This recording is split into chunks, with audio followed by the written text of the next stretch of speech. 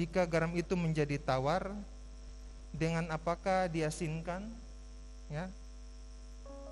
Dengan apakah ia diasinkan? Saudara lihat di sini, ketika kita kehilangan tujuan hidup, ketika kita hanya hidup semena-mena saja, kita lahir, kita hidup dengan keluarga, bekerja, tidak punya tujuan hidup yang dari Tuhan, maka kita hanya seperti apa ya? Hanya seperti patung yang hanya berjalan, hanya dikendalikan oleh dunia ini, bahwa kita harus mencari nafkah, kita harus bekerja hanya untuk membiayai hidup, membiayai apa? Tidak ada dampak, ya, tidak ada dampak di sekitar kita. Saya mau bersaksi sedikit, berapa tahun kemarin kita desa Wosia itu terkenal dengan orang gantung diri, ya. Kita terkenal sekali, hampir tiap tahun itu selalu ada tumbal, selalu ada kematian. Di sini saya mengambil satu bahwa di zaman itu belum terlalu banyak pergerakan, belum terlalu banyak ada anak-anak Tuhan. Saya tidak sedang menghakimi, ya. Saya hanya lihat perubahan yang terjadi, dan ini menjadi kesaksian. Setelah ada satu hamba Tuhan yang terus berdoa untuk desa Wosia, ada hati yang mau untuk melayani Tuhan, yang berdoa membuat keputusan di mana anggur itu diorak, dijalankan seputaran desa Wosia. Memang sesuatu yang dibuat ini tidak dilihat semua orang, ya, tidak lihat semua orang. Namun saya yang tinggal di Wosia, saya lihat sendiri dari perkembangan tahun ke tahun. Ini saya mau tunjukkan suatu nilai anak Tuhan, satu dampak anak-anak Tuhan yang berada di satu daerah, ya. Dari hari ke hari, bahkan bulan ke bulan, sampai tahun ke tahun. Nah, puji Tuhan, sekarang saudara pernah dengar lagi ada yang gantung diri? Sudah beberapa tahun ini sudah tidak ada, ya. Dan kami berdoa terus supaya Wosia dipulihkan kembali, ya. Dari sana akan lahir banyak anak-anak yang luar biasa yang mengenal Tuhan, ya. Di sini ada satu nilai yang saya lihat di mana pengaruh, dampak bahwa anak Tuhan itu sangat berpengaruh, ya. Sangat berpengaruh.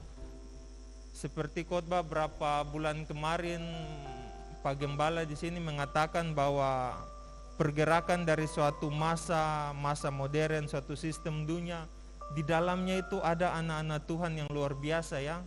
Ada orang-orang Yahudi yang membuat besi baja bisa terbang, bola kaca bisa menyala, ya. Setelah dilihat kembali itu orang-orang Yahudi semua. Di sini yang saya mau tekankan bahwa mari jangan sampai kita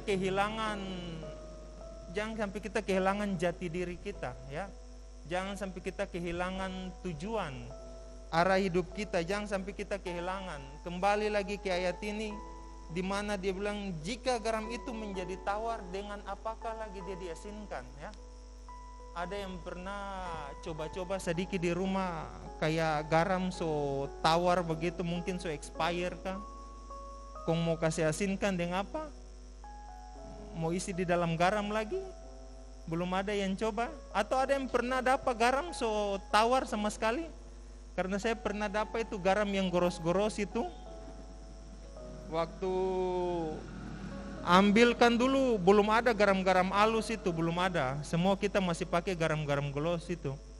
Jadi waktu rasa kemari, bikin apa garam so kayak bahambar begini. Jadi akhirnya yang tadi di dalam tas itu dibuang oleh papa saya. Ini garam kah? Apa ini? Damar. Tahu damar, ya? Apa? Kayak geta itu kon dia jadi apa putih begitu, dia mirip kayak garam juga. Langsung dibuang begitu.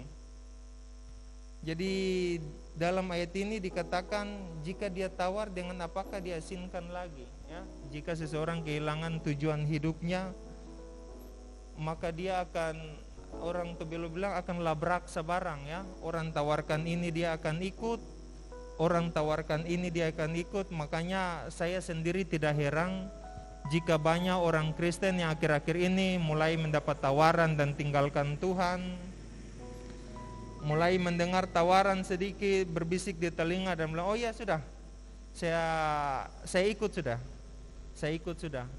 saya sudah yang urusan pelayanan atau lainnya saya tinggalkan sudah, ya. Saya berharap kita di sini tidak, ya. Kita semua mempunyai tujuan hidup.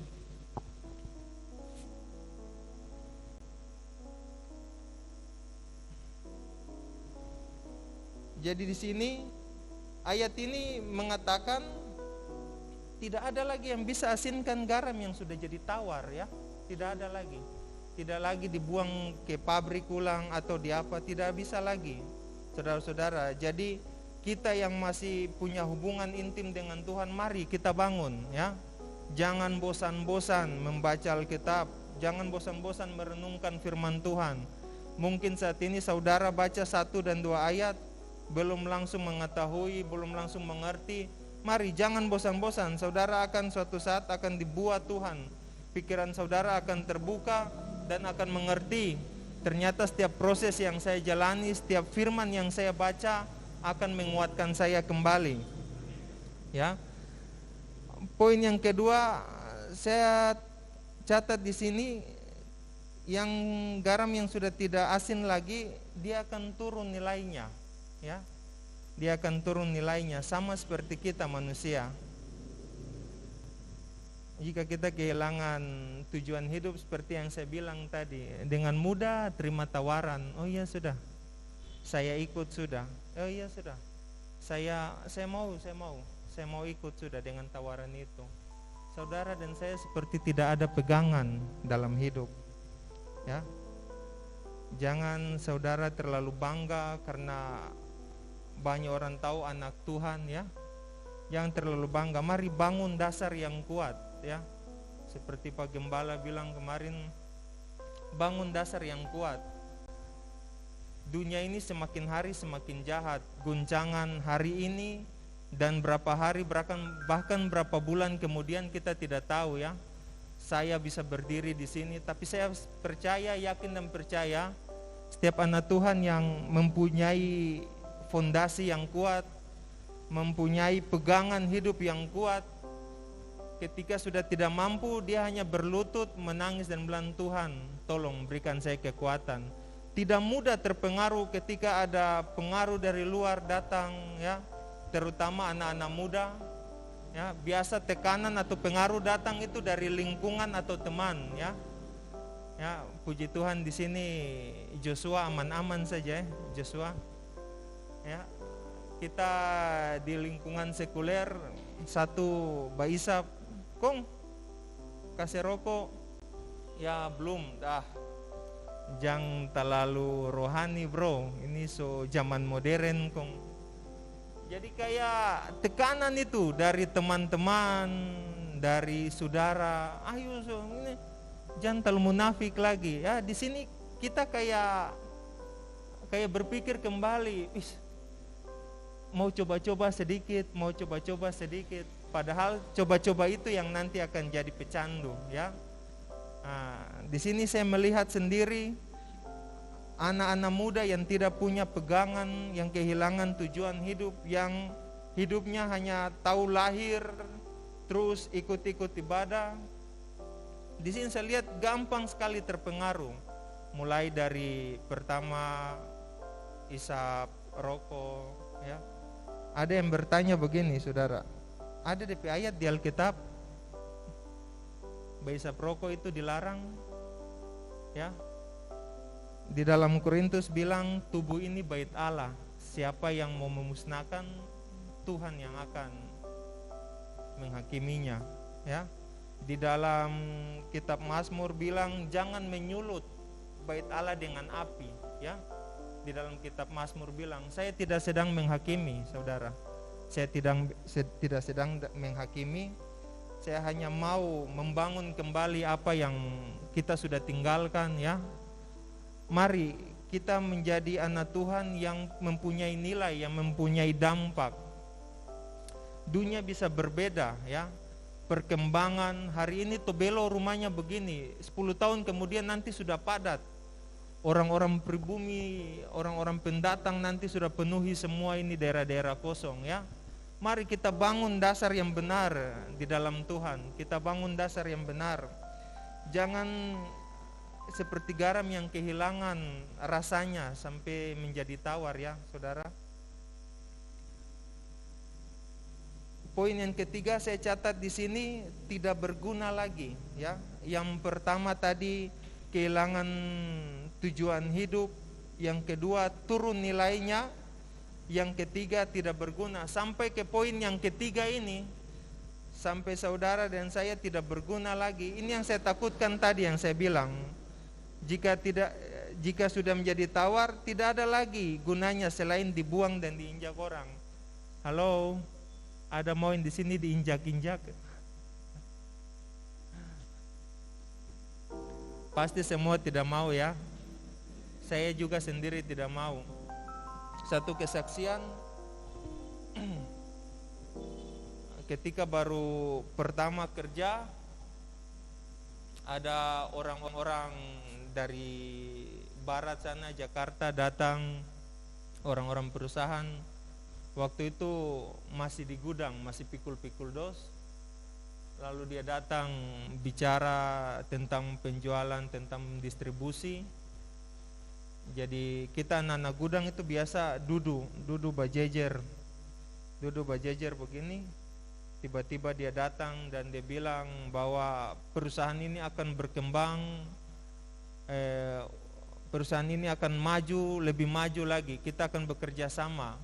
Dan di sini ujung tombak kita adalah sales. Orang gudang bilang, kong kasih biar sales yang jual, kong pikul sudah kasih keluar ya. Orang gudang ini seperti tidak ada gunanya. Nah, jadi di situ saya melihat kayak orang gudang itu hanya menempel saja di perusahaan ini ya. Tapi ternyata maksudnya Pak itu bukan begitu. Tapi memang penjualan ini ujung tombaknya sales. Kalau dia tidak bergerak, semua lini tidak akan bergerak. Pengantaran tidak bergerak, keuangan tidak masuk, nota tidak bergerak, orang gudang tidak akan pikul barang ya. Jadi dia hanya tekankan bahwa sales ini yang menjadi ujung tombak. Padahal hanya kata-kata sepele ini, kita orang gudang langsung berpikir, wah kita dikucilkan, di apa, padahal tidak, maksudnya tidak begitu ya. Dalam ayat ini sama juga pesannya ya. Ketika saya dan saudara tidak berguna, kita akan dipandang orang tidak lagi sebelah mata, tapi tutup mata dua-dua. Siapa ngana? Tidak lagi berguna ya. Ini skill juga tidak ada, kerja juga tidak ada, cuma tahu mabuk-mabukan, pukul bini ya, cuma tahu bajalang ke sana, bajalang kemari, nanti pulang pagi ya. Sudah tidak tahu tujuan hidup ya, sudah tidak tahu mau buat apa lagi. Dia akhir-akhir ke bawah mulai bikin-bikin sesuatu yang anarki ya. Saudara, mari saya mengajak kita semua, jangan sampai kita kehilangan nilai-nilai kehidupan ya, yang berdasarkan Alkitab. Orang jujur bisa banyak ya, orang jujur bisa banyak. Tapi saudara dan saya bekerja lebih dari kejujuran ya. Kita bekerja bukan hanya sekedar bekerja, kita bekerja untuk Tuhan. Di dalam Alkitab bilang makan juga untuk Tuhan ya. Biasa orang jujur jalan begini ketika ada tuan, bekerja dengan baik, punya kelebihan uang. Tapi ketika tuannya tidak ada, ini masih kategori orang jujur ya. Ketika tuannya tidak ada karena tidak ada dasar yang benar, cuma talebe 200.000 saja kong, ini sisip sudah, nanti kan juga tahu perusahaan dengan miliar kong ya. Jadi talebe cuma sedikit saya. Ini masih kategori orang jujur. Ketika tuannya ada, dia masih, istilah orang Tobelo bilang cari muka, cuma cari muka ini terlalu lagi. Jadi jujurnya itu hanya ketika ada Tuhannya, tapi kita yang bekerja untuk Tuhan Yesus, itu mau hujan, mau panas Tuhannya, mau ada Tuhannya, tidak ada, perusahaan mau terbalik, banyak karyawan sudah istirahat, kita yang bertahan karena kita bekerjanya bukan untuk Tuhan, tapi untuk kemuliaan nama Tuhan, ya. Akhirnya saya tidak heran kalau di lini-lini pekerjaan itu banyak anak Tuhan yang diangkat, ya. Banyak anak Tuhan yang diangkat. Kok bisa dari gudang? Kok bisa dia tentara dari merah? Tapi baku dapat berapa tahun kemudian sudah satu kuning. Prosesnya itu bisa tanya Pak Uce, kalau tes dari merah untuk mau masuk ke kuning itu puluhan tahun Pak, ya. Bahkan sampai berumur pun masih dapat DP merah. Tapi berapa tahun kemudian baku dapat, luar biasa, so satu kuning, ya. Makanya nilai-nilai yang saya katakan tadi ini, kita hanya cukup jaga, kita pelihara nilai-nilai ini sesuai dengan firman Tuhan, maka semua yang diciptakan Tuhan itu akan mengikuti kita, ya. Tidak perlu mengejar sesuatu yang akan datang, ya. Tidak perlu kita mengejar sesuatu yang akan datang. Kita anak Tuhan, kita anak-anak gereja yang membawa nama Tuhan. Kita hanya cukup menjaga nilai-nilai ini yang saya tekankan di sini. Kita hanya cukup menjaga nilai-nilai ini sehingga dunia bisa berkembang, masa bisa berkembang dari tahun ke tahun, bahkan abad ke abad. Namun lihat, anak-anak Tuhan itu subur. Di dalam kitab Mazmur mengatakan, Daud mengatakan bahwa dia belum pernah lihat anak cucu orang Kristen, orang benar. Anak cucu orang benar itu meminta-minta, ya. Belum pernah dia lihat.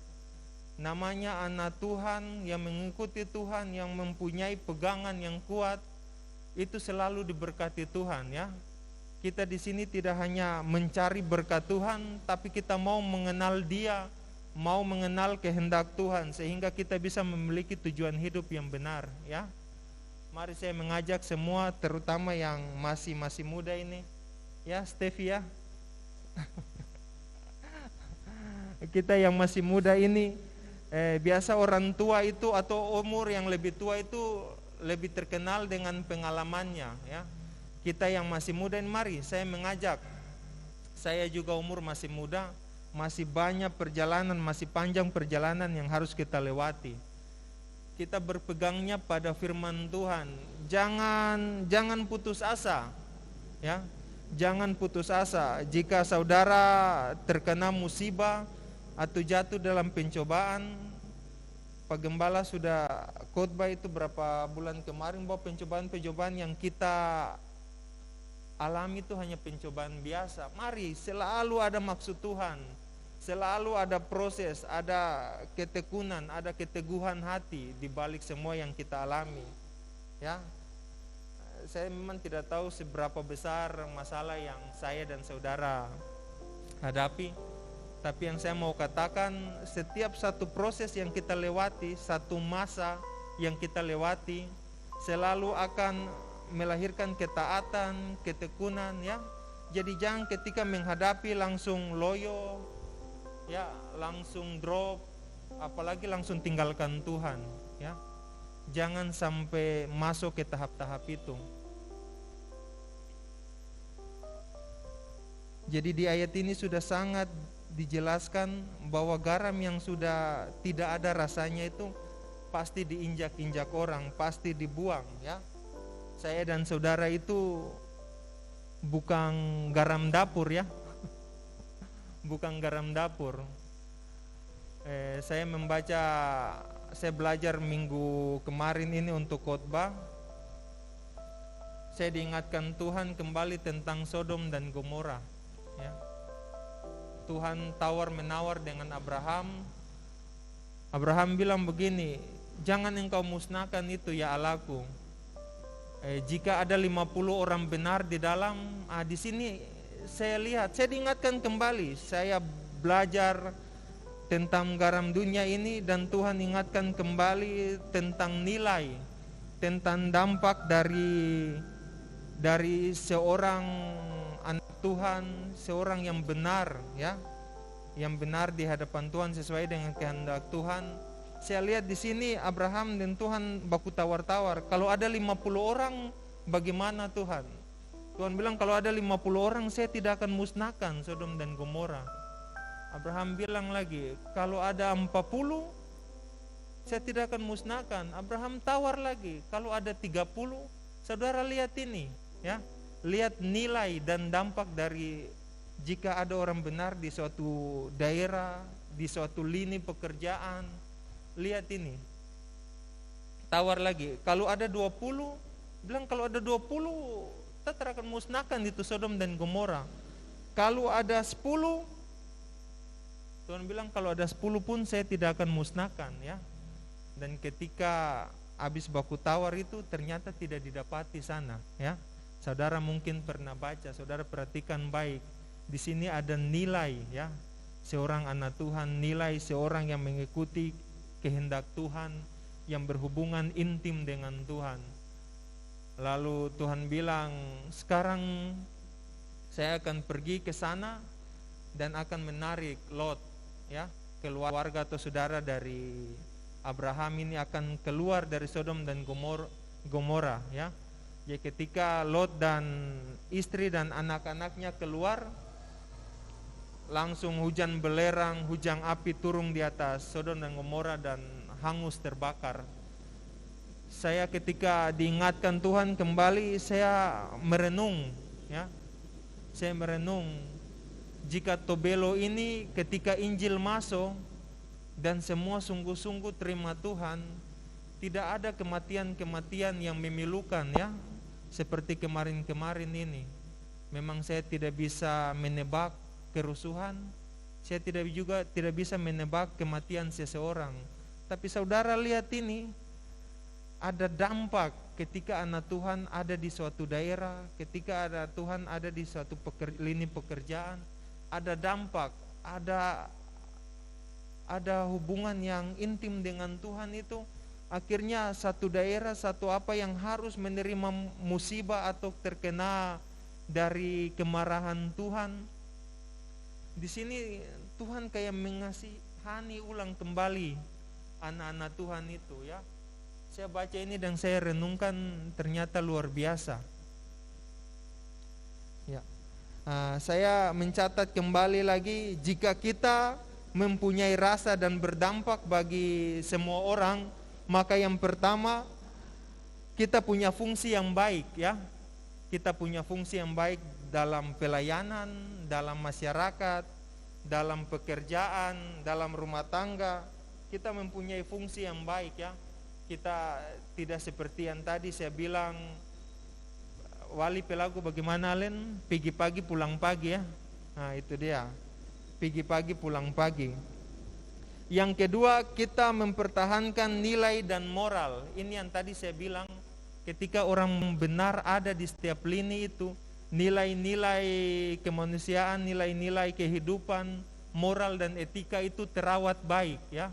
Yang harusnya tadi pepancuri, pembunuhan, kehancuran, ketika ada anak-anak Tuhan hadir, moral dan etika, nilai-nilai kehidupan itu akan lebih terawat, ya. Ini membatasi musibah dampak yang tidak baik bagi suatu daerah. Yang ketiga, kita bisa hidup di dalam damai sejahtera, ya. Kita bisa hidup di dalam damai sejahtera. Di dalam kitab Amsal, Mazmur atau Amsal bilang, Tuhan akan menurunkan berkat bagi mereka yang hidup rukun dan damai, ya. Yang kacau-kacau, saya tidak bilang jangan mimpi, tapi Alkitab sudah katakan sendiri, Tuhan akan mencurahkan berkat bagi kita semua yang hidup rukun dan damai. Kedamaian ini kita dapat bukan karena kita menjaga atau melahirkan.